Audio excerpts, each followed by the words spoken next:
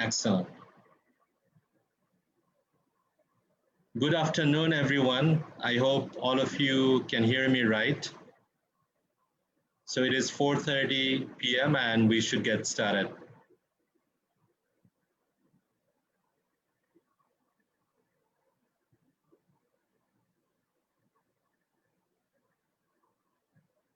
Startups, founders, partners, directors in Bangladesh and wherever you are, good morning, good afternoon, good evening. Welcome to the very first outreach event of Founder Institute fourth semester for Bangladesh. I'm Minhaj Anwar, one of the directors. I'm very happy and very glad to bring it back at a time when I think we're going through what is extremely unprecedented, a pandemic that we have not seen coming, but it is here. But I think the key message that I have got from speaking to a lot of you is if we can survive this, nobody can stop us from going forward and probably making an exponential growth, not for just our own organizations, but for the benefit of the world. With that message, I would like to welcome you to the inaugural event. We have got 3 segments today. First of all, because it is the very first event, and we have 3 very strong supporters of this semester, Pathao, Shohoz, and PraavaHealth, and we have the founders and CEOs of our partner organizations. So we will do a quick formal inauguration at the beginning of it. And then we will move to the core of the conversation, where we discuss the theme, raising money in Dhaka for the startups and businesses. And we have 4 fantastic speakers to join the panel on the topic. Afterwards, we will also talk about Founder Institute in general and also how you can apply for the program in Dhaka. And of course, we will definitely want to hear from you. Your questions, your comments will be extremely important, and we would very much want to address them towards the end. I hope all of you will be able to stay with us for the whole of it. We plan to run the session until 6 p.m. and your questions and comments, you are most welcome to put down on the chat room. So for the inaugural session of our event, I would like to invite the 3 founders of the 3 partner organizations. Before that, I would like to also share with you that this semester of Founder Institute in Bangladesh are brought to you by 3 directors, Bijon Islam from Light Castle Partners, Sajid Ahmed from ULab, and also myself, Minhaj Anwar from Better Stories Limited. We also have today Sajid Rahman Bhai, who has been there since the very beginning of Founder Institute from 2014, and not just as a speaker for today, but also as a senior director of the program. Anita has also been with Founder Institute almost since the same time, and she's also one of the senior director. We do not have with us today, but one other senior director, Tina Zabin, who happens to be also investment advisor of Startup Bangladesh. She is with the program, and she will hopefully be able to join us for one of the next outreach events. So without much of further conversation from my side, I would like to request Maliha Quadir from Shohoz, the founder and managing director. Maliha, warm welcome, and thank you so much for your consistent and continuous support to founders in Dhaka, and also congratulations to the recent achievement that we are all very proud of. At the same time, also happy birthday. How are you? Thank you. Doing well. Excited to be here. Thank you for inviting us. Thank you. So would you like to share a bit of brief remarks from your side, particularly towards the founders who are present? Sure. Assalamu alaikum. Good afternoon, everyone. Very excited to be here. Prothome, congratulations to Bijon, Minhaj, and Sajid Bhais for organizing this. It's a globally known initiative, and Shohoz is very excited to be formally part of it, Ibar. So as you all know, our dream is to be the super app for Bangladesh, which basically means multiple services. And we have got around 4 or 5 services of our own. The definition of the dream entails basically working with the ecosystem because we want to have multiple services. সবই করতে চাই মানুষের জীবন সহজ করার জন্য যা লাগবে we want to bring in all that. And that is not something anybody can do on their own. Which basically means working with the ecosystem and starting embedding their services into our platform. So by integral to our strategy is to work with the ecosystem. So আজকে it's very exciting to be formally part of an initiative, formally যাতে আমরা স্টার্টআপের সাথে কাজ করতে পারি. We work with various startups নানান কাজে along the journey. And I have always felt like, there are many things I as a founder have done right or wrong over the last 7 years in my course of building Shohoz. And there are lessons to be learned from there. And, we all can, learn from each other as well. We can learn from the new founders as well and benefit. And the biggest thing is that, see, as the ecosystem becomes bigger, it helps all of us. It helps us in attracting talent, creating talent, which means the talent pool for the startup ecosystem increases. It helps us attract investors, which is very important because investors কোনো একটা দেশে আসার আগে they would like to see যে তোমাদের top 5 startups কি, top 10 startups কি, how big is the ecosystem, are you the only deal we are going to do, এই ধরনের considerations থাকে investor-এর কাছে. So as the ecosystem grows bigger, all of us will really benefit from it. So we have informally really worked with the ecosystem. Amader various Shohoz as আমাদের সব leadership team-এর people are very experienced. Topu Nawaz, Nobel in tech, they are very well known within the tech community. They have a lot of following there as well. Plus the other Maksud, আমাদের CFO, আরো অনেকেই আছে আমাদের. So each one of them have a host of experiences in working in their respective domain for 10, 15 years, and then working in a startup, which I think is a very good combination of skills. And সেখান থেকে আশা করি we will be able to add value to you all. And the other thing I would like to say is that I think this is a very exciting time. It's a very difficult time as a startup founder to go through COVID because it has hit the economy everywhere. If we, like Minhaj Bhai was saying, as if we survive COVID, we can survive anything, almost এরকম situation. But the silver lining is that digital adaptation is increasing. We see it in our business. We see it, আমাদের আশেপাশে, my mother is asking about how to find grocery online now, So এই যে changes গুলো আসছে আর আমরা যে COVID tracer appটা করলাম, corona tracer app with the Bangladesh government, it was with 5 different bodies of the government and almost 8 weeks of work, all done through Zoom coordination and Google Docs sharing documents and all of that. It is unheard of. So the fact that our authorities are also using online is a big boost for us because only if you use technology do you understand the moja of technology and do you take the right steps to adapt technology. So I see that a big thing for the overall ecosystem. It's making us hardy as entrepreneurs, all of us, to survive this storm. And to think of creative ways to add value and not just dishing out money, which happens in startups. So overall, I would really encourage you guys to come forward with your dreams.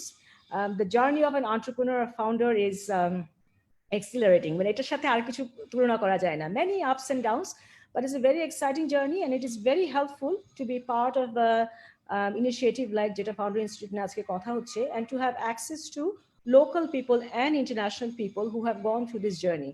Because local প্রেক্ষাপটে there are things that are different. So without much more, আর কিছু বেশি কথা না বাড়িয়ে, I'm really excited to be here and Shohoz is very excited to contribute to this initiative and to help out in every way to contribute our talent and all.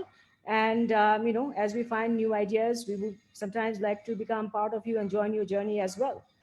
So thank you again, all the organizers and Minhaj Bhai, and I look forward to this journey.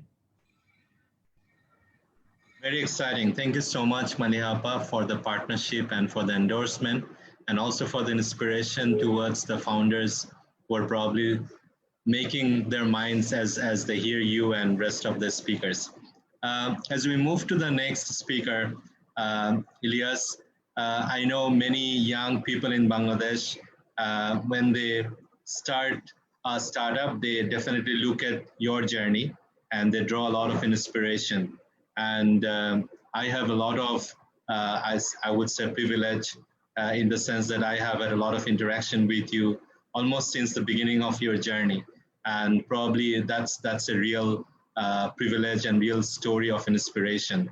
We have also in recent times worked together with ICT Division and in particular to deliver COVID Accelerator, both with Shohoz and Pathao. Being, someone that our young founders look up to, we are very glad that you are here with us as well. And I would like to invite you to share your remarks for our inaugural ceremony, as well as for the founders who are present and who might as well hear us later on. Elius, over to you. Thank you, Minas Bhai. It's a great opportunity to again be working with you and the greater team over here.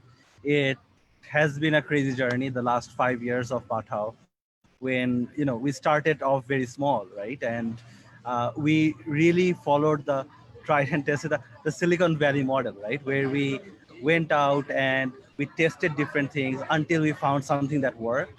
And then when we found something that worked, we really scaled it up, right?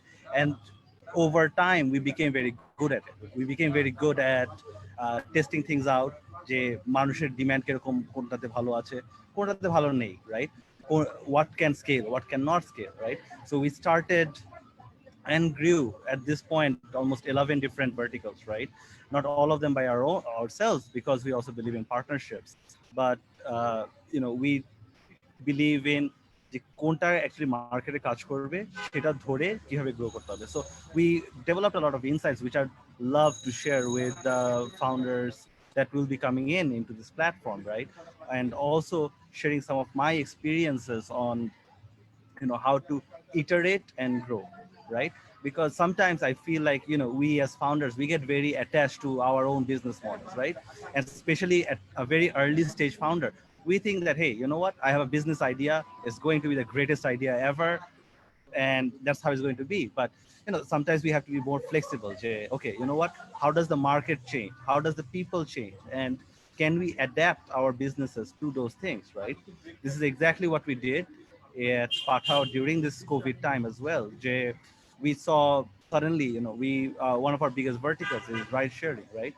And COVID it was suddenly like temporarily suspended. It's still suspended to this day. What do we do when suddenly your biggest revenue stream goes down the drain, right? We focus on other things. How can we use the same technology, the same ecosystem, and then build up value to give to customer bases. So, one of the things that we did, and it's great to see both Sylvana here as well as Sajid Bhai over here, that, we're partners in working in Pathao Health. And we also have partnership as we build into, as we go into entertainment with Bongo, as we have gone into games as well, like more and more digital services. So I would love to talk to all these founders which are coming in the Founders Institute, and share not just my experiences. Fahim is here. We have some of the best product people in the country, some of the best engineers in the country, and we'd really want to build up those partnerships and use the Pathao ecosystem and the Pathao support to see how these founders can really accelerate as they move along. So যেটা হয়তো আমার করতে 1 বছর লাগছে, সেটা কিভাবে 1 মাসে করে দিতে পারবো. So I'd love to share that, and I'll have my team also share that journey. So thank you, and it's great to again work with you guys, and it will be great to work with the founders coming in as well. Thank you. Absolutely. Building on just what you have said, Elius, আমরা যখন we got started off in the year 2014 with the first semester of Founder Institute, we really struggled to find experts and mentors to help our founders, and particularly because all of your stories were at that time probably not yet made or in the making. Now that you have come a long way, and now that we have the strengths of not just probably raising money, but also building from the scratch and pivoting, and also managing people, managing investment, managing customers, all of those insights and wisdom, which is phenomenally pivotal for startups to learn from, and probably when they're building their first product that they can take full advantage of. I'm so grateful to both Shohoz and Pathao that you have opened up your expertise, your wisdom, your war chest in my term to help startups from Bangladesh to exactly help them build their first product. I think that's extremely timely and a great opportunity for all the founders who are going to come to this semester. And I'm now moving on to Sylvana. Healthcare, which was probably not as a topic of discussion even within the startup world, has become probably one of the most relevant conversation. And PraavaHealth has not only been making waves in Bangladesh, it was also being mentioned in quite a few global discussions. And we are so happy, Sylvana, that you have kindly extended your support to our program and offered a fellowship, PraavaHealth Impact Fellowship.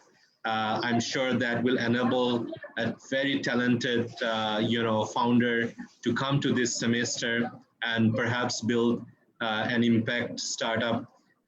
Might as well be in healthcare. Who knows? We look forward to see who achieves that fellowship. But welcome and thank you so much for this partnership.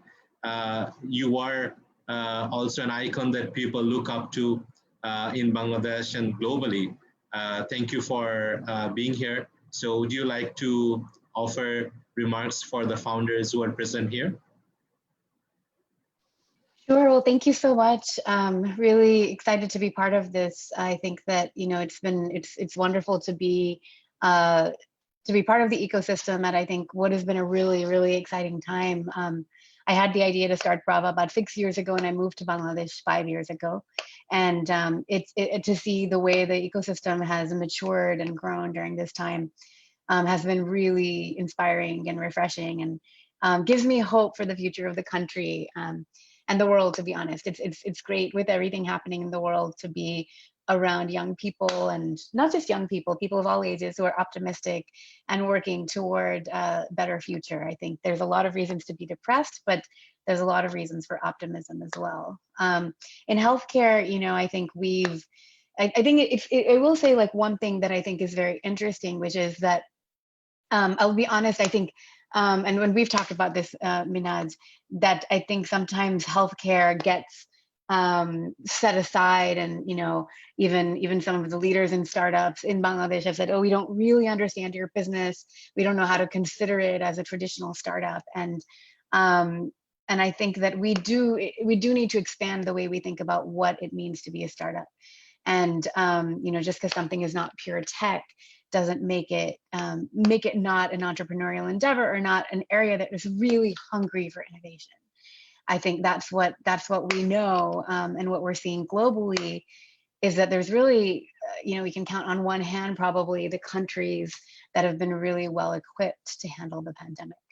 And even in the most developed countries in the world, like the UK and the United States, and even in our region, there are examples like Singapore that initially were lauded for the way they handled the crisis.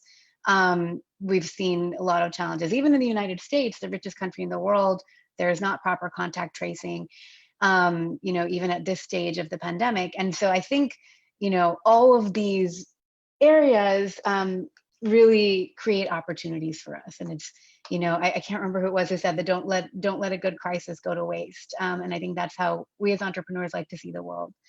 And so even within Praava, I think we've seen really inspiring examples of entrepreneurship in terms of the way that we've adapted our business model and introduced new products and services, and have new products and services coming out even in the coming months, really to address the changing needs in the market. and really to help us to serve our patients better. I think the biggest shift that we can all point to in healthcare is the kind of sudden acceptance and very clear use case for telemedicine. I think that prior to this, I think people were trying to experimenting in telemedicine for many years, and people were not people were not necessarily adapting to it because they still had this urge to go see a doctor, and doctors still had the urge to see their patients. And I think that urge is still there, but that now with the risk of spread of infection, doctors and patients alike understand that the first point of entry is best served through a remote consultation, whether it's over the phone or over a video consultation, and that there's actually a lot that can be done through delivering medicine in that manner. And it really does prevent the spread of disease. And in a country like Bangladesh, where people are going directly to hospitals for almost everything, even the most basic primary care, it's really, really absolutely more important than ever before that people access care remotely. And they say that it takes 21 days to form a habit. And so I think we've now been in this pandemic for a little while. Hopefully people have picked up the habit of accessing care virtually. And I think it's going to stick. So I think it's overall a positive development. It's going to help us to improve efficiency in our systems. I guess I'll just pause there and just thank you again for including Prava in this really wonderful initiative, and really honored to be here with Maliha and Elius in particular, and happy birthday, Maliha, by the way. And really looking forward to meeting the entrepreneurs who are part of this program. Thank you. Very exciting. I remember discussing, how PraavaHealth might actually set the Bangladeshi standard for the world to follow, while a lot of cracks have been exposed in the international healthcare space because through the COVID, and then what can actually be the extent of maybe work that can be done in the space of healthcare. So I'm definitely looking forward to see a lot of evolution in that space. And I would say for the founders, watch the space and take full advantage of the fellowship that we have courtesy PraavaHealth. And I'm very grateful, Maliha, on your birthday. You are spending time with us, and also for the partnership.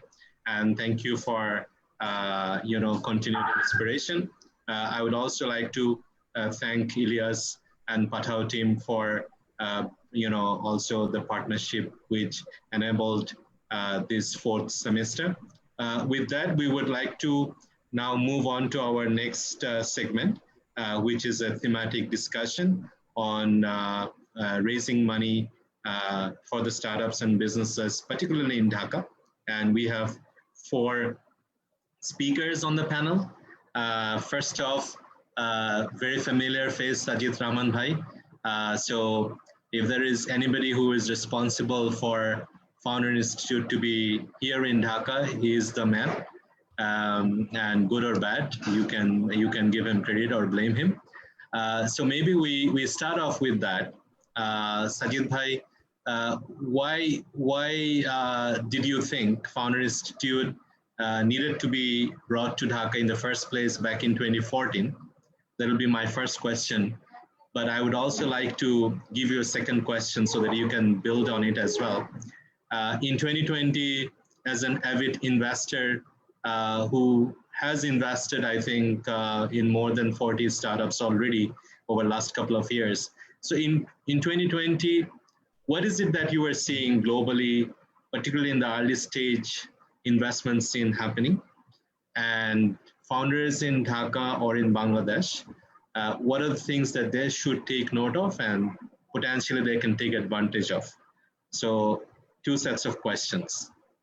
Over to you, Sajid bhai. Thanks, Minhaj. So to answer your first question, actually, I can say I wanted to make an impact and help founders and everything, but আসল কথা হচ্ছে it was a very selfish reason. Selfish reason হচ্ছে যে সেই টাইমে I was a pure hardcore corporate guy, right? So I was working with a bank all over the world and all those things, and then I was thinking of switching to startup and startup investments in that space. And I had been out of Bangladesh for a while, and I thought the one way to be relevant in the ecosystem is to do something, something which can probably create a buzz. So কি করা যায় চিন্তা করলাম যে আচ্ছা আমি তো investment কিছু করতেই পারি, বাট আমি হয়তো একটা এক্সিলারেটর যদি কিছু করতে পারলে হয়তো আরো ভালো হয়। কিন্তু ঝামেলাটা হচ্ছে যে আমি খুবই অলস প্রকৃতি। সো নিজে গিয়ে একটা এক্সিলারেটর তৈরি করবো, ওইখান থেকে স্টার্ট আপ এই ধরো 50-60 জন করবে, তাদেরকে মানুষ করে 20 জনকে বের করাটা খুবই কষ্টের কাজ। Okay, so what is the shortest way? So I started looking around, and then I came across this guy, Fundraising. তো আমি ইন্দোনেশিয়াতে আরেকটা কাজ করতাম, সেটা হচ্ছে যে এখানে এন্ডোভার বলে একটা বড় সেটা গ্লোবাল প্রোগ্রাম আছে যেটা ইন্দোনেশিয়াতে আছে। সেখানেও they basically do mentorship but a bit late stage. So ওইখানে I was a mentor, এবং ওখানে আমি বেশ কয়েকজন ফান্ডারের সাথে কথা বলতে গিয়ে দেখলাম যে most of them have a fund institute background, so they have been sort of build their business in Fund Institute and then moved on to become an entrepreneur as part of Endeavor program. So I reached out to this guy called Adio Resi. I'm sure Chara program join korbe, they will meet him at some stage, with video or something. Very interesting guy. Was roommate of Elon Musk, and Elon Musk সাথে তার অনেক কাহিনী আছে. If you read Elon Musk's book, you'll hear about Adio Resi. In fact, Elon Musk, when he decided to launch SpaceX, he decided to go to Russia to buy a missile. Because Russia had been and then everyone thought, okay, let's send Adio Resi with Elon, because so anyway, so Adio Resi, then he, I wrote to him saying that, look, I want to do bring Fund Institute, open the chapter in Bangladesh, and very quickly he replied within a few hours that yeah, we are looking to get some directors, but then you have to go through a test. Jeta, I'm sure a lot of you will have to go through. So then I did the test, and then he said, fine, you can do that. So obviously, the requirement was to commit time. Again, could be difficult. So I'm ki kora jaye. So I need to find someone who can actually do the work. So I reached out to Minhas. Yeah, Minhas, can you, join the Fund Institute? So obviously, I didn't tell him what sort of commitment. So he was very eager. He said, okay, fine. Then he did the test, and then, that's how the Fund Institute came into being. But one of the, the basic thing that I think Fund Institute does is create the discipline of building a company. So you have heard Maliha, Elius, or Sinha, Sylvana, but one is the idea, but there is a lot of discipline and hard work that goes into making an idea to reality, and that's what the Fund Institute does. It's a very intensive program. The program really pushes the founder, because the whole idea is that if you cannot work this hard now, you cannot build a company. So that's one of the basic discipline of Fund Institute, and that's why the dropout rate is very high. But Fund Institute brings that discipline, which I think is very critical to create a strong ecosystem in Bangladesh, to create a base of founders who will go on to build larger businesses. So that's sort of, I think, the Fund Institute. The question to answer your second question, so a couple of things. First of all, there are more data available globally than in Bangladesh. So I was just looking at the data today. One of the hypothesis has always been that the seed investment has come down because of this COVID-19, but the data actually indicating that seed investments are actually equal or going up. What has come down is pre-seed investments globally, and the valuation of pre-seed investment has almost halved, whereas seed investment is broadly remaining same, the valuation. The reason being that a lot of the VCs who raised a lot of money before is sitting on what we call dry powder. They have raised this fund. They are supposed to roll out this fund within 2 to 3 years, because otherwise it will impact their IRR. So they really need to write checks. And so if there are good companies out there, they are writing checks, and with a valuation which is not very significantly different before COVID. In terms of Bangladesh, I think a couple of things. One is, of course, the themes that are relevant now are, of course, anything that's remote. So remote work, this remote video conferencing, the access to healthcare remotely. EdTech is big. I mean, I don't know whether you have seen, 2 days back, Baiju, which is now valued at 10 billion, invested or bought a company called White Hat Junior and they paid cash 300 million. So White Hat is a 2-year-old company which exited within 2 years at a 300 million all-cash deal, just because White Hat Junior was, working on teaching coding remotely, and there has been a new policy in India, a national education policy, which has put coding as one of the key pillars of education system. So clearly they're in vogue, and Byju's came in and bought Whitehead. So, remote education is a big thing that, people need to be working on. Remote education is a big thing that people need to be working on. Anything that helps remote working, remote productivity, that's something they can work on. Cloud, so because a lot of the software is becoming more and more mainstream, as you can see from the use of e-commerce and others.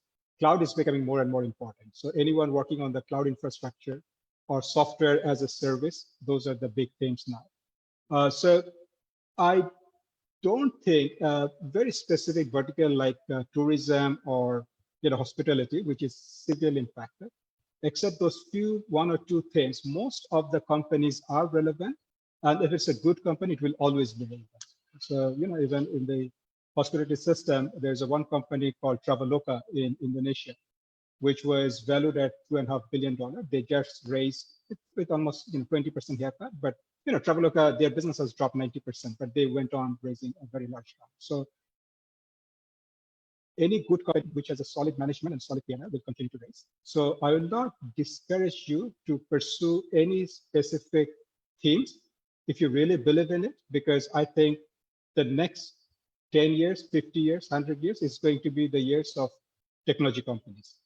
That is now clearly established. That if you look at S&P 500, the top 10 companies contribute 30% of the growth, and the rest for 90 companies is negative. But this top 10 tech companies is pushing the whole S&P. So that's going to be the future. So as long as you are building a technology companies, you are in the right track. Yes.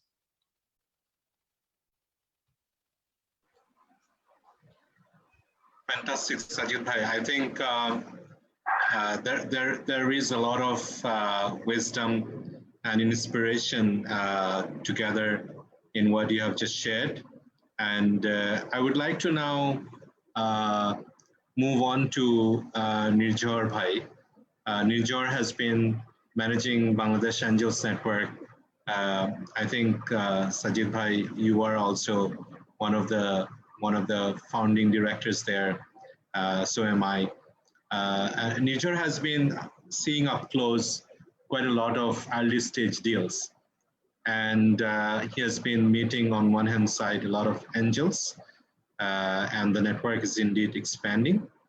And also a lot of early stage founders who have been trying to raise money.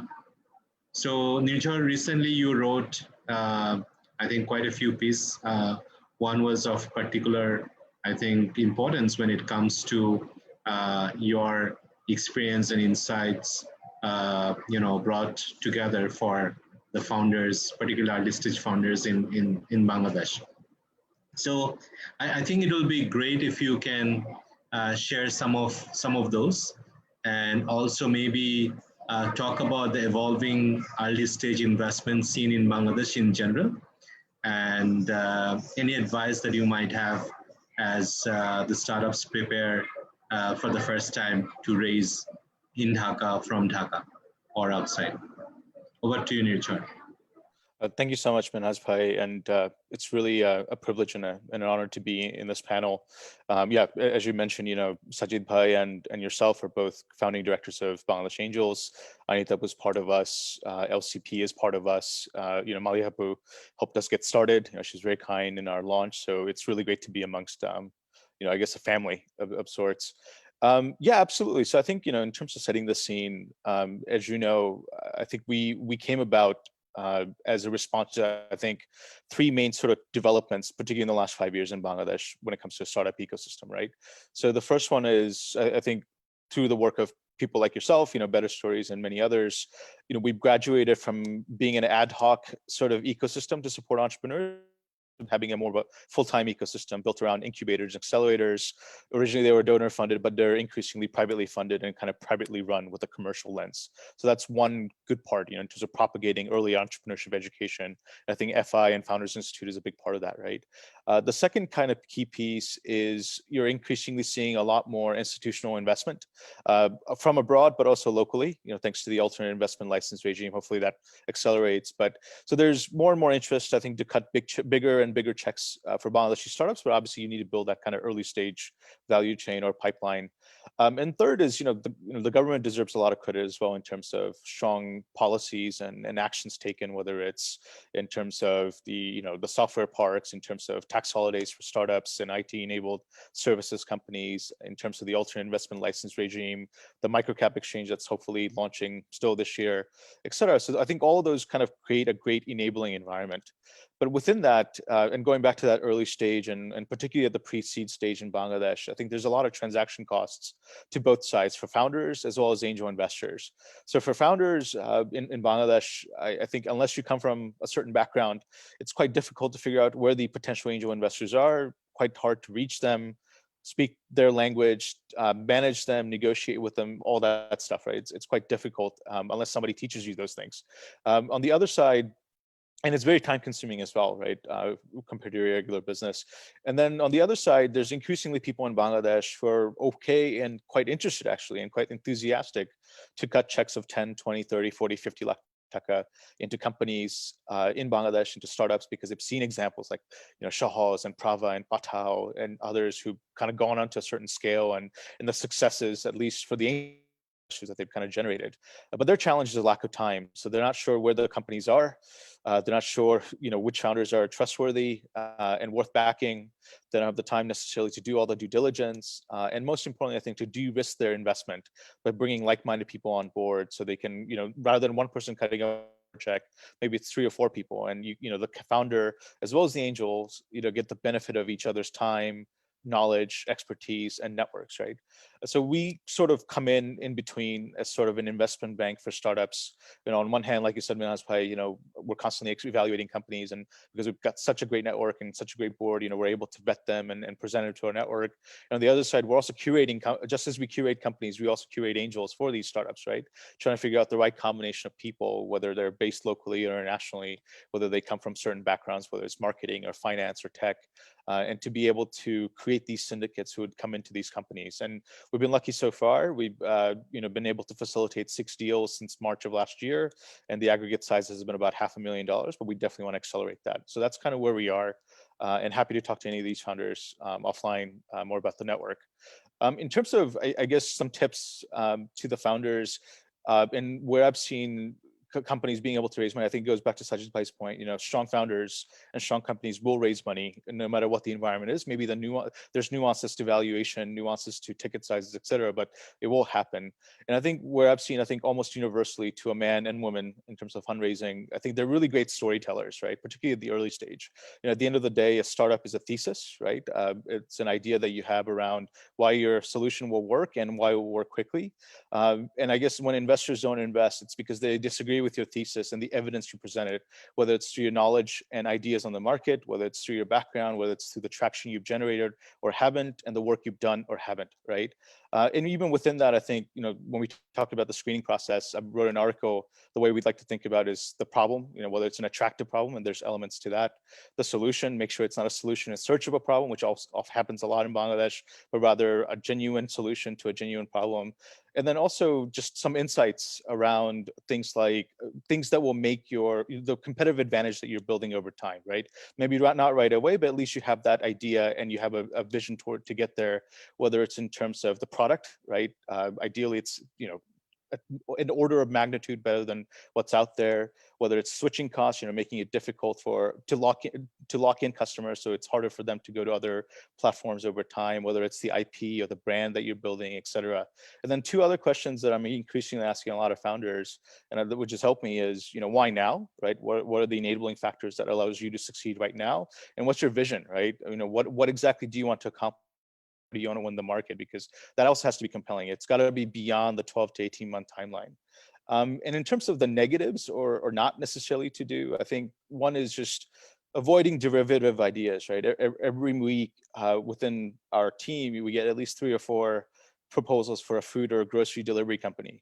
And although I get I get why COVID has made that, and the why now question, I guess, is maybe being answered, but if you talk to these founders and we say, well, what's your competitive advantage? Well, we're in Rangpur or we're in this city.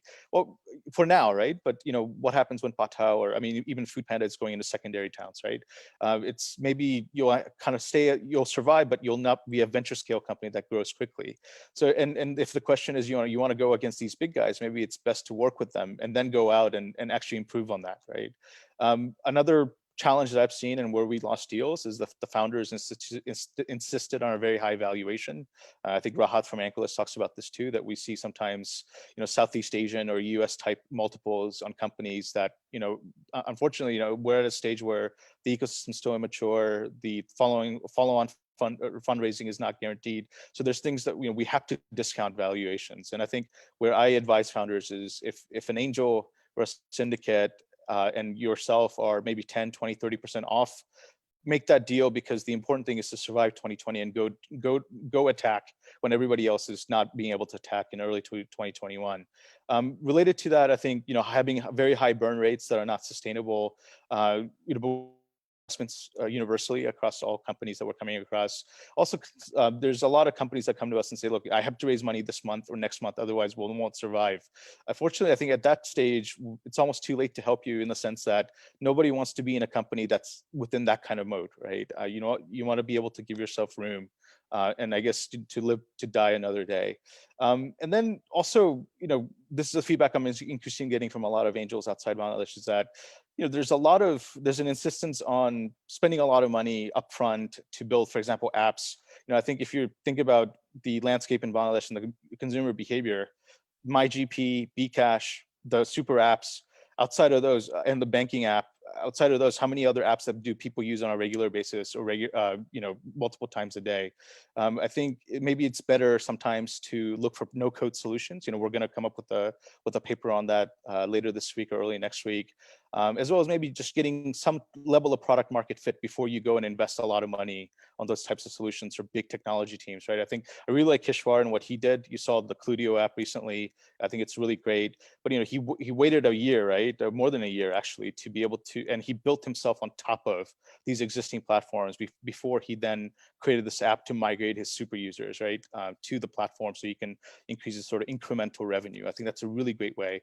And then that in turn kind of leads to my last point, which is I see this all the time. Even today we were discussing another company that, people like Maliha, people like, Fahim Bhai from Pathao, people like, Sylvana from Prava, they've been able to go out, even Wasim Bhai from Chaldal, they've created these incredible companies. They've been able to garner a lot of investments, and they've created these incredible platforms, and they want to open it up to smaller companies. And it may behoove you to build yourself on top of them, or to work with them, at least in the initial stages, rather than insisting on going it alone and insisting on being subsidized by angels and early investors, right? I think, part of it's, there's obviously questions around, and understandable, I guess, concerns around whether or not you can retain your independence, your own path. But for the most part, I would imagine that, these people want to work with you, and there's good and bad ways to facilitate that. And so I think, rather than trying to do everything on your own, it's good to look for partnerships, especially in times like this. And I think that's probably been the best kind of trend that I've seen in the last 3-4 months, is that everybody now wants to work together, because the idea is, one, survival, but it's we're all trying to fight against failure. We're not trying to fight against each other. I guess that's what I would kind of end with. Excellent. Although we are not taking comments or questions at the moment, but it's encouraging to see that people have joined even from Saudi Arabia, although with some audio connection issues, but definitely it's also being broadcasted on live on Facebook. So if you can go to our event page, you can also watch it later, and it will stay there for your use as you need it. Excellent. So I think we now have quite a good, let's say, amount of guidance already. And building on that, one of the key, let's say, steps to close the deal is, of course, the legal side of investment. And I know from my own experience that it's not an easy one, particularly those who are first time raising fund. And also investors sometimes have got expectations, from the early stage founders, the kind of lingo they should be familiar with. And also it takes time, as Nirjhor was talking about, having time at hand. So Anita, you have been, again, a familiar face for a lot of things, including Founder Institute itself, the startup ecosystem, and you have facilitated a lot of deals, particularly from legal perspective. And people who are raising in Dhaka or Bangladeshi founders raising from outside have got a lot of support from you in the past, and I think that's a blessing that we have got in this ecosystem, that there are people like you. We're not just doing it as a lawyer, but I think as an ecosystem builder as well. So what would be your set of guidance for first-time fundraisers, and also maybe first-time builder of a startup? So over to you, Anita. Sure.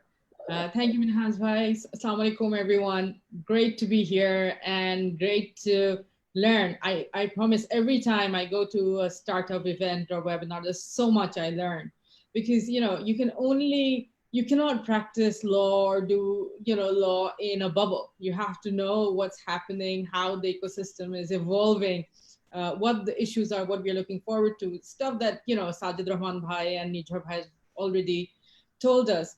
Just before I come to your question, Minhas bhai, I just like to share my journey with Founders Institute. So in 2014, I believe it was Sajid Rahman bhai who called me and said, would you like to mentor? And I'm like, I had more time at hand, and I love company law. So I said, yes, why not?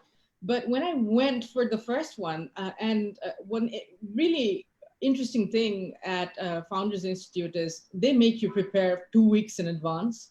They tell you exactly what they want, and they will put you together with a relevant but non-sectoral mentor. So there were 2 mentors. One was from the legal field, one was from the marketing field. And then, I had to do a 1.5 hour, and then my co-mentor for the day had to do 1.5 hour. And I learned so much that I actually went up to Minhas bhai and Sajid bhai and I said that, look, would you mind if I attended a few more? And it was a bit of politically incorrect. It was like Mokkal Paisi, but it was, and I did turn up, and throughout the course, I think I attended 4 or 5, and I learned so much, because I started off mentoring in the startup ecosystem thinking it's just Companies Act, right? But in the 4 or 5 years, the way it's evolved, there's so much innovation in the startup ecosystem, and and as they say, innovation is ahead of the law. And if it's ahead of the law, then how does the law keep up? And before, as Nirjhor bhai said, there's been some really great development in the legal scenario with startup, with tech, IT and ITES industries, but not everything needs regulatory intervention. A lot of things have to be done through private legal documentation. And unless you understand the exact pain points of a startup and the other thing to remember is a startup is never just one thing. It's a lot of times a crossover. So Pathao is transport and tech. Praava is health and tech, right? So understanding the problems and then addressing them, and then getting everyone else's views if they think, and this is another thing that happens a lot in the startup ecosystem, is people, especially mentors or even startups, who you get to know everyone so closely that you pick up the phone and say, hi, Minhas bhai, or hi, Nirjhor bhai, what's happening? What do you think about this? And there's a whole lot of collaboration. So I'm sorry I've babbled on a little bit. Coming to your question, in the last 5-6 years of mentoring in this ecosystem, a lot of things that we see on the legal front, and if you like, in terms of guidance, is you need to You don't, even if you do not have the funds to go to a lawyer straight out, you must go through this process that Sajid Rahman Bhai has also spoken of, you know, this discipline, this understanding of where you are, where you want to be. How fast do you want your growth to be? Where are you looking to get your investments from before you take decisions? A lot of the times what we see, even recently, what we've seen is, you know, companies incorporate without having a clear idea on what an authorized capital is and what a paid up capital is. So it's easy now when you are forming a fully or 100% Bangladeshi owned company, you can say my paid up is 10 lakh taka, 10 lakhs taka. But do you have that 10 lakhs taka in white money in your tax return? Will you be able to put in, say, that 10 lakhs taka into the company's bank account within 60 days of incorporation? So these are very simple things, but things that need a thought process before you make these decisions, because otherwise you have in your hand a company which you will most likely need to shut down or pay huge amounts to your accountants for fixing your books, making that representation to the NBR and whatnot. The second thing is, you know, as I said, you know, if generally startups have co-founders, you will also find that Founder Institute will tell you that, you know, it's good to have co-founders because the rate of growth is quite impossible for one sole founder to take it on his shoulders or her shoulders. So in terms of that, if you have co-founders, you know, we suggest that it's not a requirement of the law, but have a founder's agreement. Most of the time, people who are first-time founders have another job and they're doing this on the side, bootstrapping. But then who is supposed to put in how many hours? Who's supposed to do what? Who's bringing in the money and who's putting in the sweat? Are you giving sweat equity? When you move on to your first employees who is probably instead of taking a 60,000 taka salary, is taking a 30,000 taka salary from you, will you be giving them equity when you raise funds or when you grow? When you have advisors, and again, this is something that Founders Institute course will talk to you about. If you have advisors who are giving you time, are you giving advisory stake, advisory shares? When are you giving the shares? Now, or is it going to vest in 1 year or 2 years? So these are very important things that need to be addressed in documentation. The third thing is understanding the process of raising investments. You know, Nirjhor Bhai and I were in a panel just earlier this week, and we were talking about, you know, investments, you know, people who are making the investments, be it angel investment, be it VC, it's not free money, right? So, but, you know, and there are a whole lot of KPIs involved with giving you the money. It's not one go that you get the money in. So understand the process of the term sheet, understand the process of a subscription and a shareholders agreement. The other thing that we tend to see quite a lot in the last few years is you might have a shareholders agreement. You might also have gotten the money into your bank account, but you haven't issued the shares. So if you haven't issued the shares and you haven't completed the RJSC process, how are you going to bring in the next investor? How does that show on your due diligence? How does that, you don't even have a publicly recorded cap table. So just, there's a whole lot of things. I mean, I can take a complete hour on this, but I'm going to stop here. But my one key theme for this will be, in terms of guidance, is to tell you to document properly. Because once you go through this process and you master your pitch and you master your pitch document and your business proposal, the next part is due diligence. And due diligence is documentation, and that needs to be done right. Thank you.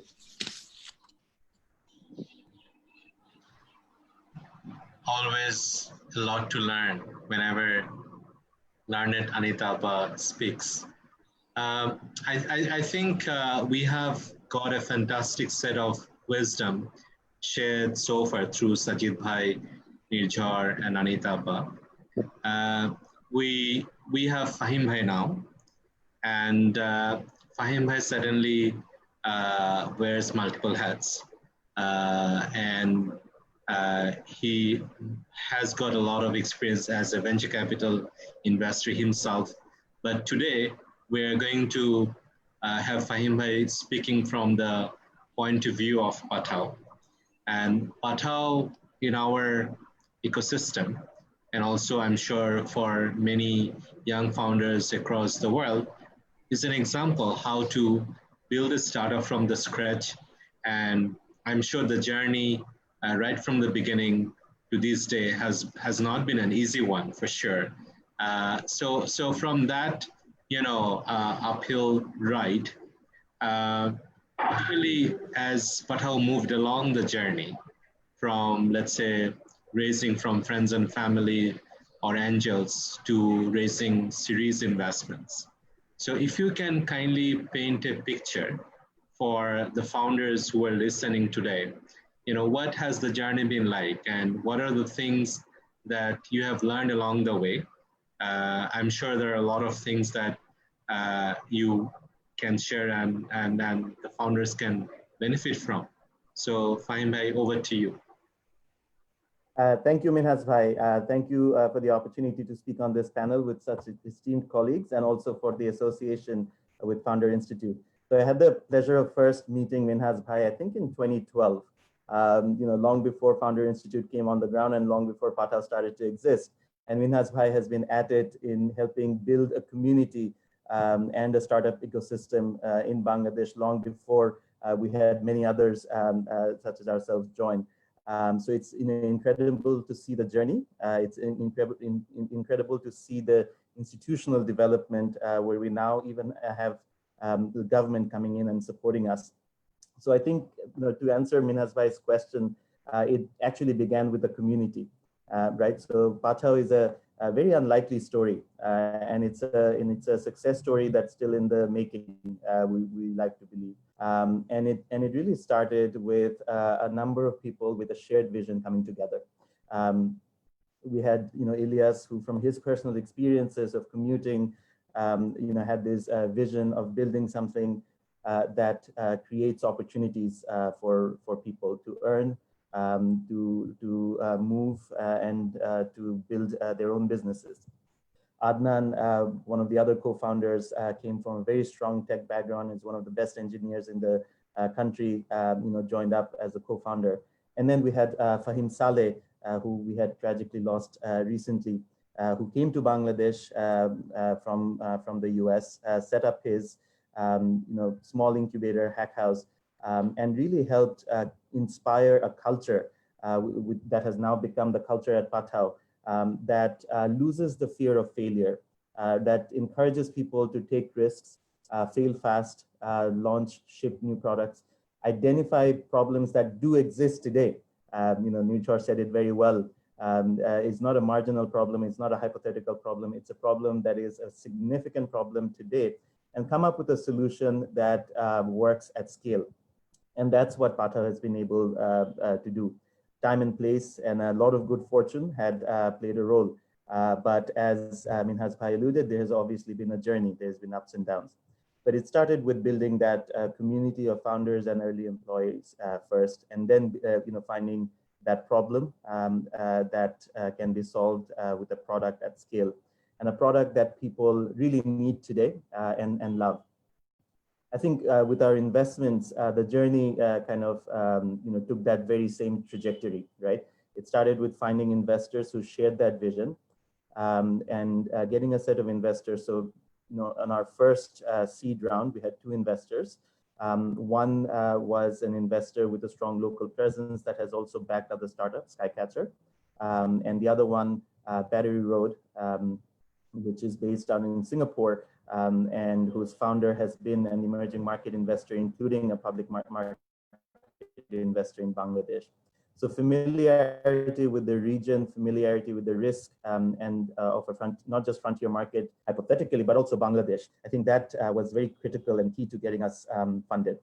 The second thing that we were very fortunate to find is that in Battery Road, we also had an investor who was an early investor in Gojek several years ago, and who saw the promise and potential in Bangladesh and in Pathao that he had seen in Indonesia and other investors had seen in Indonesia and in Gojek several years ago. So that, we took a lot of inspiration from that journey. We took a lot of guidance from those investors.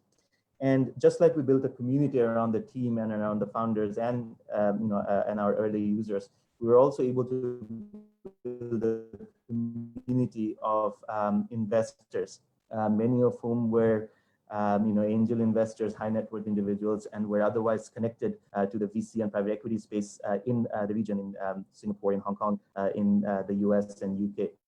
And that enabled us with access to capital, right? And meanwhile, being able to solve that problem at scale helped us build a consumer-facing brand, which became a household name and really opened a lot of doors from us. Now, with all the opportunities, there are also challenges, right? So I mean, even before COVID, we also experienced some significant shifts and changes in the overall industry, right? So first, in say 2018, 2019, by which time we had already sort of expanded into multiple different sectors, 3 at that time: courier, ride sharing, and food delivery. In each of those segments, we were going up against very well-funded, globally operating companies, technology companies in courier, in e-commerce, in ride sharing, of course, as well as in food delivery. Second, we were also starting to see certain changes in the ride sharing sector when it comes to a path towards sustainability. With the listing of Lyft and Uber in the US, there was a rapid shift from going from just a pure growth mindset into a more profitability and sustainability mindset. So because of those reasons, we had to radically transform and accelerate our business in many regards towards a platform. Now, one of the things that is worth noting, since I mentioned Indonesia, Pathao is one of the best funded local tech companies in Bangladesh. Our disclosed raise till date has been over $35 million.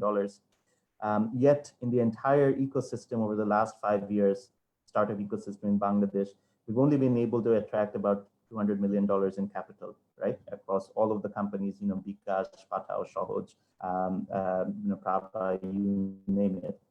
Whereas Indonesia, which is a country which is not that much larger than us, 3x the GDP, only about 2x the GDP per capita. The marquee startup Gojek has attracted 10x, $2 billion of capital just in the last 18 months or so. So the amount of capital availability in Bangladesh is significantly lower than some of our regional peers. Now, we could see it as a challenge. And it is a challenge for many of us, for many of you. We could also see it as an opportunity. And that has what's led us to rapidly transform our business.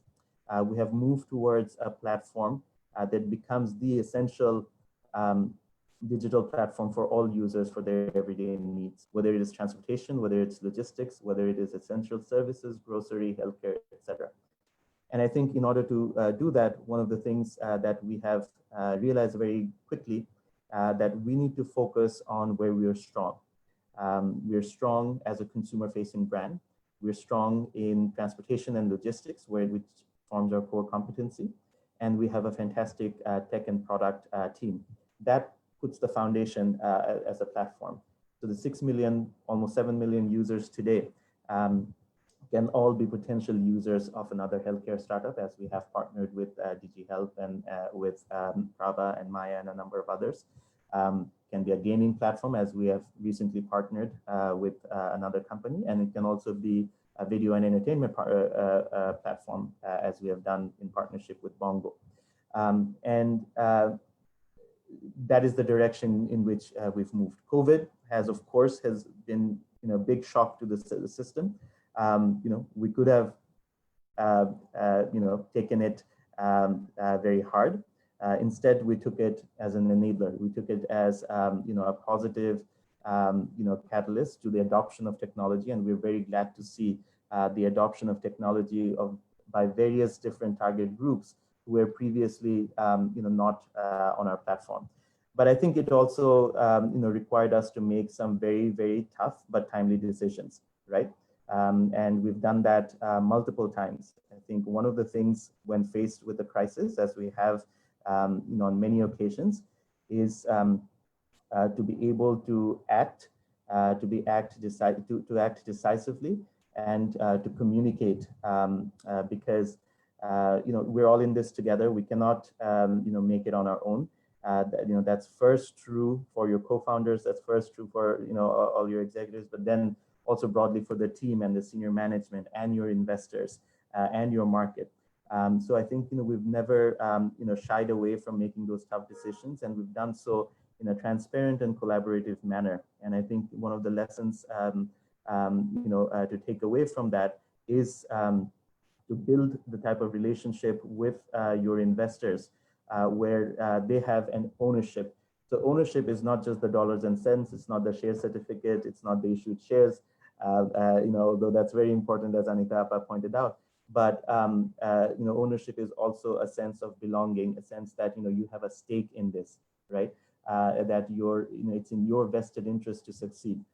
So by bringing in investors who are also present locally, who have also invested locally, we have enabled more access to capital. By working with other partners around the startup ecosystem and by working with other ecosystem builders, even though if they're not shareholders, we've made them sort of invested into our company. And that is the approach that we would like to take forward with Founder Institute. I think many of the founders, long before that they're ready to even bring in capital, need support in kind, need the quality of talent, the legal advice, accounting guidance that they may not be able to afford on a commercial basis. I think this is our way to kind of pay it forward, to the industry and to build, the next Pathao together. So we are really looking forward to this journey ahead. So thank you again for this opportunity, Minas Bhai and the Founder Institute team. Fantastic. I think that nicely sums up today's core conversation on how to raise funding from Dhaka for startups or businesses from Bangladesh. And I think what is beautiful is, since it is being broadcast live, I think founders can always come back and actually distill the insights as they needed. So I will not dare summarize all the wisdom that has been shared so far, but at this stage, I would rather like to invite one of the directors for Founder Institute in Bangladesh, Sajid Ahmed Bhai, to take us through quickly what Founder Institute is and why founders should apply for this and how can they apply. So Sajid Ahmed Bhai from ULab and Center for Sustainability and Enterprise, are you able to present, Sajid Ahmed Bhai? Sure, আমাকে শোনা যাচ্ছে? Clear. Over to you. Can you see the screen? Clear. Great. So basically, I want to be on time.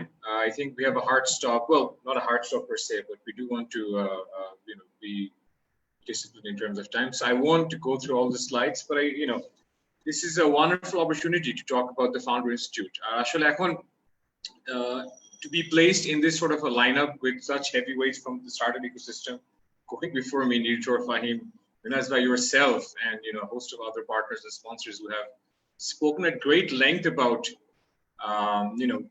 the value of this sort of a program. I think it can actually numbers or stats diye kotbar bolbo tarpor kichuta share kori numbers and stats for whatever they're worth. It is considered the largest pre-seed accelerator in the world for whatever it's worth. Largest, and in this case, it's true. It is so large that it has operations in 180 plus cities and 65 plus countries, which is huge. What of course this largeness means for you founders is that as you traverse this entire semester, you have at your disposal not just the wonderful insights.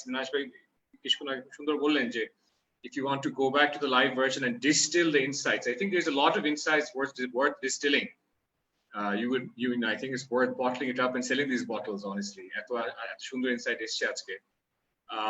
And so beyond that, right, you'll be plugged into a very large network. And I think that's, of course, worth talking about, because the network that is global. And as Sajid Rahman Bhai, for those of you who attended the first part of this, talked about, at some point, you'll also see Adio Rossi, the founder of Founder Institute, a gentleman who Minhas Bhai tells me is very close to Elon Musk, and he's is a good friend of Elon Musk, and he has his network and the various networks that you see regionally. So এখানে আরো কিছু stats দেখা যাচ্ছে এই স্লাইডে যে 180টার উপর শহরে FI exists, and it has 600 plus directors, and by now I think over 5,000 graduates and several thousand mentors. And of course, what this does for you, this does a lot of things for you. The brand of the FI program is of course significant. You do want this to be associated with this brand. If you are an idea stage startup, it can do wonders for you when you talk to an investor. If you've completed this entire journey, of course, a programmer actually crux to not just the network that I keep talking about that you've of course to some extent witnessed, but it's the fact that ekhane ekta khub sundor khub sukho curriculum apnader kache present kora hobe, a curriculum that once you undergo, it's all online, as you know, but it's not like an MBA curriculum, right, which I administer at ULab. It's different. It's a very hands-on curriculum. So what this does is, let's say for instance you are talking about a certain aspect of building a startup, like market assessment, for instance. You'll actually have to go and get a sense of your market and come back and get that assessment to sort of withstand the scrutiny of some of the best mentors you have in Bangladesh, whether it's Sajid Rahman Bhai, whether it's Nirjhor, whether it's Tina, whether it's the founders at Shohoz or Pathao. So it's really, really hands-on, and your idea will mature if you last this process. What will happen is, I think you'll see you'll be so close to an MVP stage, or if not at that stage, that I think you'll see this will be an incredible investment of your time and resources. So just very quick highlights of things that FI prides itself in. It's a very accessible program, so it has over 50% acceptance rate. So there is some selectivity, but it's not going to weed out, the strong ideas from the weak one. As long as the ideas are interesting, and as long as we think that we can work with you. And of course, there is a registration process and application process that you have to go through. It's very diverse in terms of age, gender, and ethnicity. That said, it is demanding. So এখানে আসলে যেটা হয় যে সবাই যদি আমি মোটামুটি চলিত বাংলায় বলি, সবাই টিকে না। About 30% graduate, 30% startups graduate. It's a flexible program, so you can take part in this program in the evenings. It's industry agnostic, which basically means it doesn't matter what sector or industry you come from or you want to build a startup in. It is structured. যেটা বলছিলাম, এই curriculumটা আসলে একটা unique curriculum, and I think it's difficult to describe this curriculum, and the proof is in the pudding. And once you go through this, you see value it adds to your idea. Of course, it's local, and at the same time, it's global. So you have access to some of the best mentors and in due course investors, I'm sure, because when you have someone like Nirjhor Rahman, a part of this, someone I know and work with, he has an excellent access to investors, and you have access to that. You have access to Sajid Bhai's network, and Minhas Bhai's network, my network. So it's a wonderful, wonderful sort of one-stop shop for all of you, where you can carve your ideas and bring them to fruition or reality. So yeah, and এখানে আমরা দেখতে পাচ্ছি pictures and names and very brief designations of Silicon Valley mentors who who are associated with the Founder Institute. And of course, I share these slides with any one of you if you reach out to me later on. I won't go through each person's name, of course.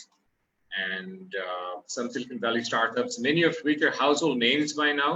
A lot of you will have already used some of these, like Udemy, for instance, is something we used from Bangladesh. That these are alumni of FI, and the reach is an important thing that keeps being brought up for obvious reasons. Reach is very essential for startups. And that's all I have. Welcome to each and every one of you who are attending or planning to attend this semester, and please spread the word, because we will be successful. The strength of the cohort is something that's important. We learn from each other.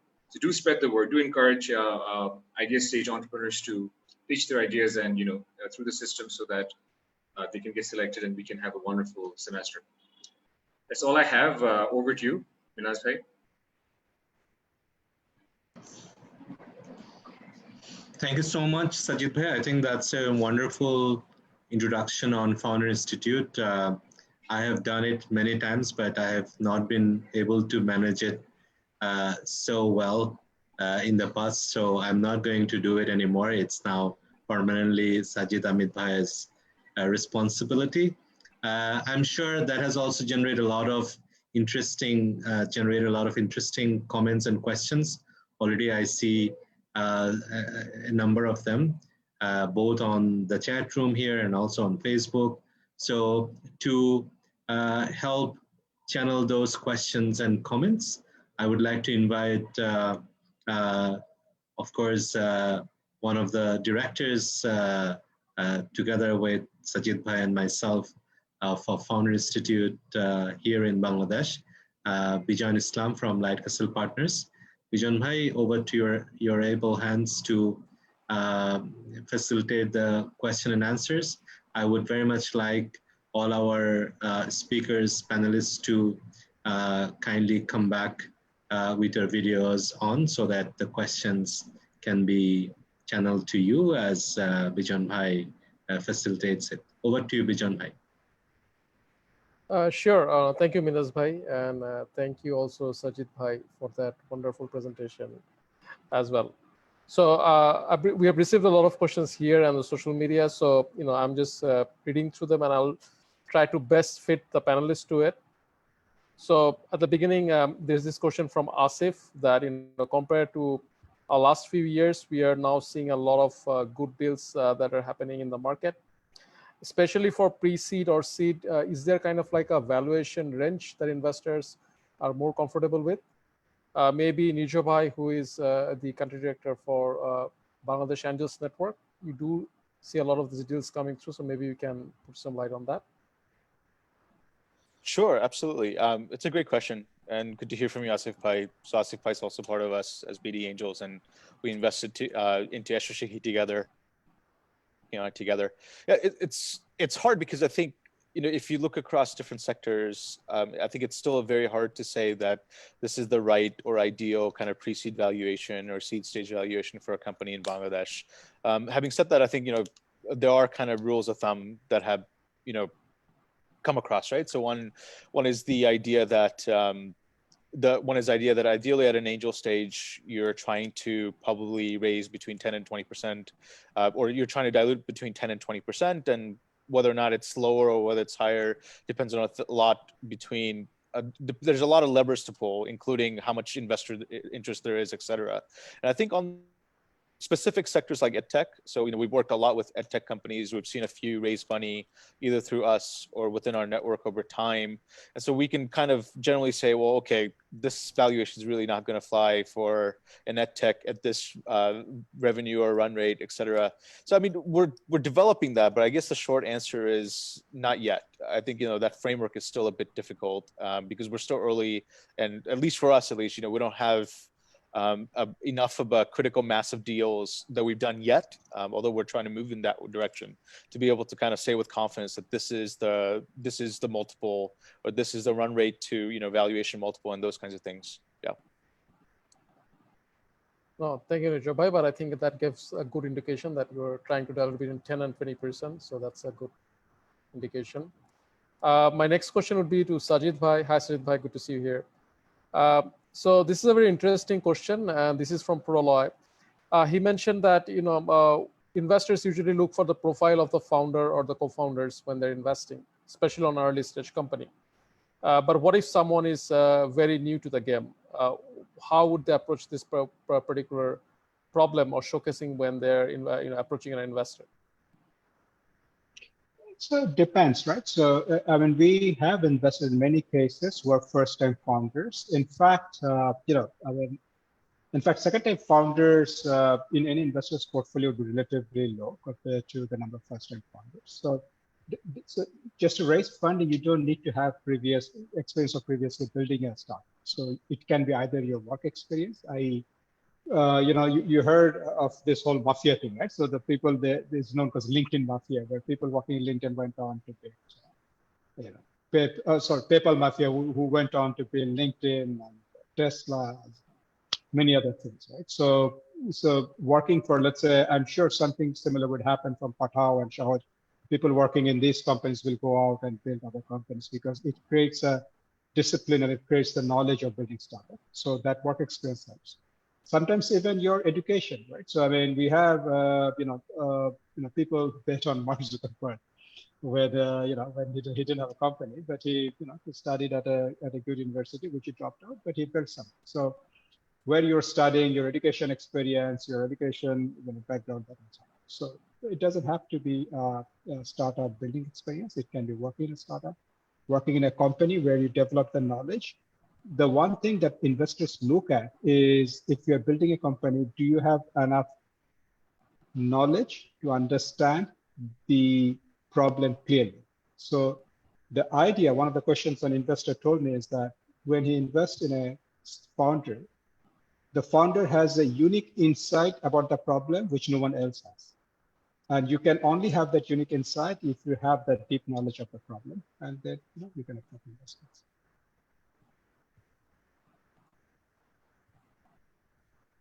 Oh, thank you, Sajid. I think that's very useful, that all the experiences that you had, especially related to the problem, is very useful when you are talking to investors as well.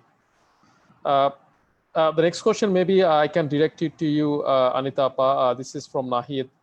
What Nahid wanted to know, that especially when you're taking pre-seed investments from friends or family, how do you work out this equity share structure? How do you work out time periods? For how long do they become members into the company, or how long would be the investment period? So, Bujanga, I think that might be a better question for Sajid Bhai, Sajid Rahman Bhai, or any of our other panelists. In terms of from the legal point of view, when you, again, what I said before is, whatever you decide, don't keep it verbal, put it in writing. And then, and when you do, draw out everything, who's going to put in how much. See, here, I'm going to mention one other thing that we generally see in legal documentation. So when someone is giving you 20 lakhs, a lot of times you will not be able to issue 20 lakhs taka of equity in the company itself. Then where do you put that in? Who holds how much percentage? How much percentage someone owns or you are giving to them, and the amount of money that is coming in is a lot of times a mismatch. And that requires a lot of conversation between the investor, the FNF, if you like, and the founders. So, but in terms of what percentage and when exit should be, I think there are people far more knowledgeable on this than me here. Thank you. Well, thank you, Anita. I think one of the reasons I pointed this to you, because you definitely have seen cases of friends and family investing in companies. Yeah. And that definitely, as you mentioned, the documentation has to be crystal clear. In terms of the second, yeah.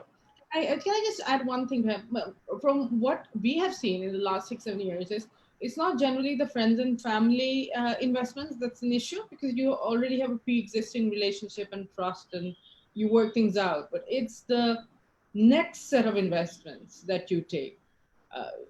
Be careful, or you should also, like Nirjhor Bhai was saying, curating your investor as well. That is important too. Just because you need money, just don't take it from someone who doesn't understand what the startup ecosystem is or what a startup is, because you will end up with the shorter end of the stick. Thank you. No, thank you, Anita. Fahim Bhai, I want to ask you something very interesting. So one of the participants here, I think Sattar, he has mentioned that instead of building an app from grounds up, you can leverage existing platforms. As someone who has seen technology business from grounds up, and I know that Pathao does a lot of integration with a lot of other companies as well in their platform. what are some of the examples do you think you can give from Bangladesh in this particular space? Yeah, no, that's a great question. I think one of the things that we often miss that building a platform, it's not just building an app. It's finding the users. It's building a brand. It's having the entire tech framework and supported by operational involvement, supported by marketing expense that makes for a platform. The other constraint that we have in Bangladesh is one of capital, right? So it's relatively easy or easier, let's say in the US or in a developed market or in India, to go pitch to investors saying this is the Uber for X or the Uber for Y, right? The reason it kind of makes sense over there is two things. One, scale. It's a $2 trillion, $3 trillion dollar economy. So over 1 billion population. So there is a use case out there. The second reason it makes sense is that there is a lot of capital flowing into those markets. That is unfortunately not true or not true yet in Bangladesh, right? We are of a market size that is large, but not massive. So you have to be very careful about the scale potential of the business. A lot of businesses can make sense at a certain scale, but it may not justify the level of marketing spend and tech spend required to build that. So that is the approach that we took in our sort of transformation to the platform, where we have our core services at Pathao. We have ride sharing, we have food delivery, and we have e-commerce logistics services.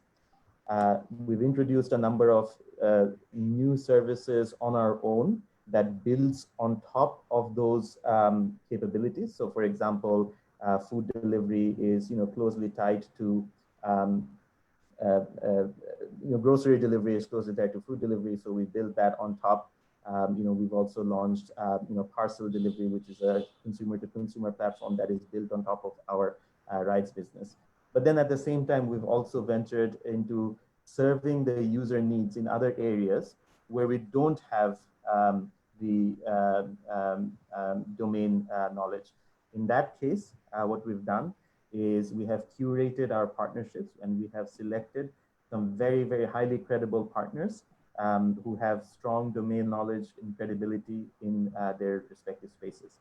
So for example, in health, I'm delighted to have two of our partners here on this call, Sajid bhai and Sylvana, Praava and DG Health, with whom we have partnered, as well as with Maya and a number of others, through whom we can provide our user base access to those services, and for whom we can also create more distribution. We've done the same with games, which just launched, by the way. If you haven't checked it out yet, please do check it out. It's quite addictive, and we'll have more exciting things coming up there, as well as a video and entertainment partnership with Bongo. I think there could be many business ideas that are in adjacent spaces, right? I saw someone talk about their car wash service, right? Now it may not be initially viable to build an entire app and a platform just for that particular niche. So in those cases, it would behoove us to kind of find ways to work together to see if we can work with such startups to provide our user base, the commuters or the car owners or the drivers, access to those services, and for them to benefit with us, whereby they can get access to our 6 million plus downloads.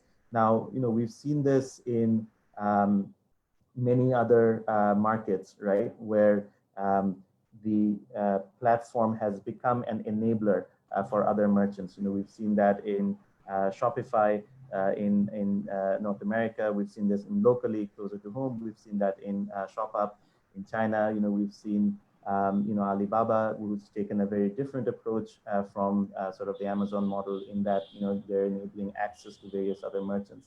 I think our ecosystem because of those constraints around scale and capital, will probably move in that direction where there is greater collaboration. And that's actually one of the reasons why I personally am excited to work closely with this Founder Institute program. Thank you, Fahim Bhai, and that is very useful. I was actually checking out the Pathao games. It's really quite addictive. I think we are almost out of time, but I will take one last question and direct it towards Anita Appa. This is from Omar. So Omar wanted to know that currently, often when we onboard advisory boards for early stage companies, there is a provision of giving sweat equity. If there are legal standard procedures in Bangladesh to do that. So there is a good question, and there's no standard as such, but it is done. And Founder Institute has been talking about this actually from 2014. Now, whether the advisor is going to be interested in taking a stake is a different matter. And that depends on the dynamics between you and the advisor and the other people on the board. But yes, this is done. We see this done. And what you do is you bring them into the cap table, you issue them the shares. And in terms of, depending on who your advisor is, some people who are more senior will not want a vesting period. Others may be open to it. So have that conversation, put that in writing, and record it in your cap table. Thank you. Thank you, Anita. With that, we are bringing the Q&A session to a close because it's 6 and I want to respect everyone's time. Over to you, Minaj Bhai.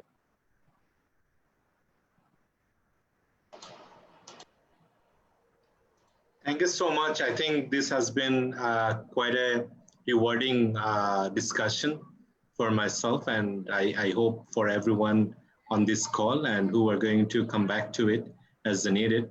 So I would like to thank all our esteemed panelists, Sajid Bhai, Fahim Bhai, Anita Appa, Nirjhor, and also Pathao, Shohoz, and PraavaHealth for their support. I would like to thank, of course, all the directors, Bijan Bhai, Sajid Bhai, and the senior directors as well. And of course, last but not the least, all the founders who have taken interest in our program today.